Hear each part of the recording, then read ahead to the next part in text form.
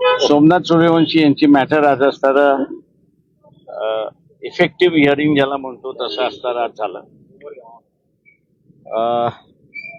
मागच्या दोन जजमेंट्समध्ये सरकारचे जी आर होते ते कोर्टाने अमान्य केले होते आणि 12 जूनचं जजमेंट जे देण्यात आलं होतं त्याच्यामध्ये एक इंडिकेशन दिलं होतं जजमेंटमध्ये की कोर्ट स्वतःहूनच या रूल्स फ्रेम करतील अशी असणारी परिस्थिती आहे.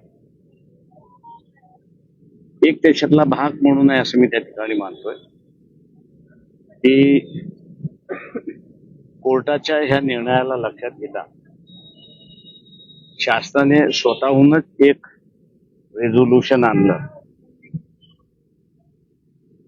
की ज्याला म्हणता येईल की ते असं म्हणतात आहेत की कायदा करण्याची गरज नाहीये, रेझोल्युशन वरती चालून जाईल.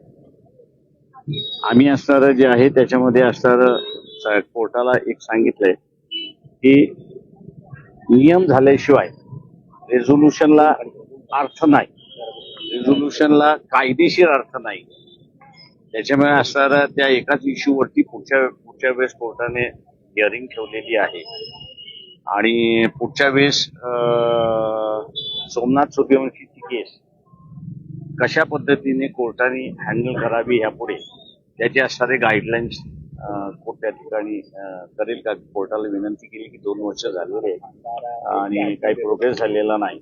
त्याच्यामुळे गाईडलाईन जे आहे ते SIT जी फॉर्म केली आहे तिला असणारं देण्यात यावे. तर कोर्टाने ही मागणी आमची असताना मंजूर केली की पुढच्या तारखेला 3 आठवड्यानंतर आहे की SIT कशा रीतीने ही केस पुढे घेऊन जाईल त्याची गाईडलाईन्स कोर्ट त्या ठिकाणी मांडेल.